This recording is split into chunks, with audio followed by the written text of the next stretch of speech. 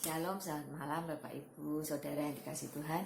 Kita akan memulai Mezbah Keluarga malam ini. Kita akan berdoa. Terima kasih Tuhan Yesus, malam ini kami boleh ikut Mezbah Keluarga.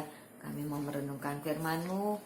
Tuhan berikan kami hikmat, akal budi, sehingga kami makin mengasihi Tuhan, makin mengerti tentang firman-Mu. Dalam nama Yesus, amin.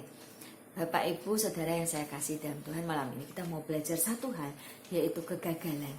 Kenapa ya banyak orang yang sering kali gagal? Kenapa ya saya sebagai karyawan kok gagal? Nggak pernah punya prestasi yang bagus di kantor. Kenapa ya saya sebagai seorang suami kok gagal di dalam membina rumah tangga? Kenapa ya rumah tanggaku hancur? Kenapa ya saya sebagai seorang pelajar tidak pernah dapat nilai bagus? Kenapa ya saya sebagai seorang istri kok saya tidak bisa menjadi istri yang baik buat keluarga? Bapak Ibu yang dikasih Tuhan, malam ini kita mau belajar satu ayat di firman Tuhan di Amsal pertama ayat yang ke-32. Amsal pasal yang pertama ayat yang ke-32 akan saya bacakan. Sebab orang yang tak berpengalaman akan dibunuh oleh keengganannya, dan orang bebal akan dibinasakan oleh kelalaiannya.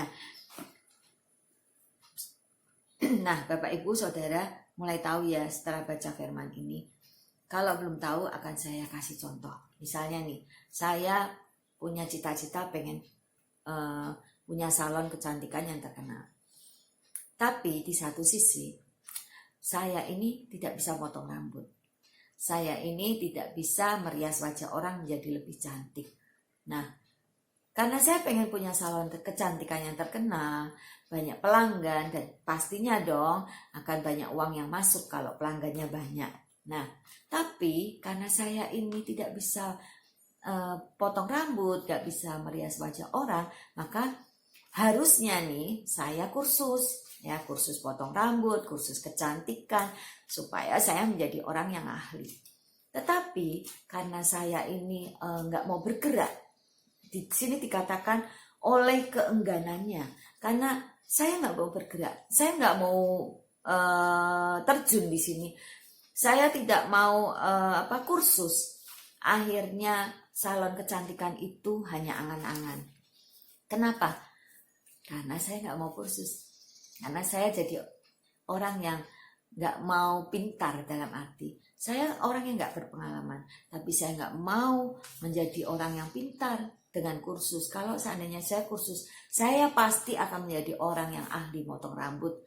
Kalau saya kursus kecantikan, saya pasti akan menjadi orang yang ahli merias wajah orang menjadi lebih cantik. Tapi karena saya nggak mau kursus, akhirnya cita-cita itu hanya angan-angan saja. Nah, di sini boleh dikatakan bahwa cita-cita saya sudah saya bunuh sendiri, karena saya tidak mau bergerak, karena saya malas kursus, karena dan yang lebih parahnya lagi, di sini dikatakan orang bebal akan dibinasakan oleh kelalaiannya. Jadi saya tidak mau bergerak menjadi ahli kecantikan, maka saya boleh dikatakan adalah orang yang bebal. Karena saya nggak mau kursus, ya. Dan orang bebal akan dibinasakan oleh kelalaiannya. Akibat lalai itu ceroboh dan tidak hati-hati. Tujuan saya, cita-cita saya tidak pernah terwujud. Disebabkan karena saya tidak mau bergerak, saya malas. Dan yang kedua, saya lalai, ceroboh, nggak hati-hati dengan cita-cita saya. Saya santai-santai aja, saya nggak mau fokus dengan cita-cita saya. Dan akhirnya cita-cita saya itu saya binasakan sendiri. Akhirnya masa depan saya hancur, saya nggak punya salon yang saya cita-citakan. Nah, Bapak Ibu yang saya kasihi, malam ini kita mau belajar di sini firman Tuhan ini bahwa satu, kita tidak boleh malas. Dan yang kedua, kita tidak boleh lalai. Kenapa?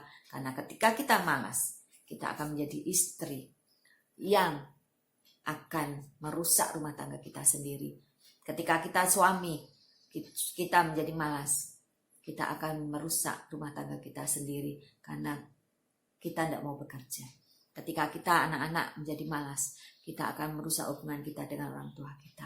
Karena itu malam ini berubah menjadi lebih baik, mencintai Tuhan, berubah 180 derajat. Ketika kita berkata bahwa Tuhan, aku mau bekerja, aku tidak malas lagi, aku tidak lalai lagi dan fokus dengan tujuan hidupku, yaitu supaya keluargaku membaik, supaya aku menjadi karyawan yang luar biasa, supaya aku menjadi anak yang luar biasa, supaya aku menjadi istri yang luar biasa. Tolonglah aku ketika kita mau bekerja, walaupun hanya 10% tenagamu, Tuhan akan memberkatimu 90%, karena berkat adalah dari Tuhan. Dan kita akan mempunyai berkat ketika kita mau bekerja, dan ketika kita punya berkat, kita akan membagikan berkat itu, dan Tuhan akan dipermuliakan. Kita menjadi berkat, nama Tuhan dipermuliakan, banyak jiwa-jiwa menangkan. Tuhan Yesus memberkati. Mari kita berdoa. Terima kasih Tuhan untuk malam ini. Kami sudah mendengar firman-Mu. Mari Tuhan rubah hati kami, pikiran kami, agar kami mengerti kebenaran-Mu, sehingga kami menjadi orang yang rajin bekerja, menjadi orang yang tidak lalai. Terima kasih Tuhan, berkati semua umat-Mu, sehingga kami terus diubahkan menjadi seperti Kristus. Dalam nama Yesus. Amin.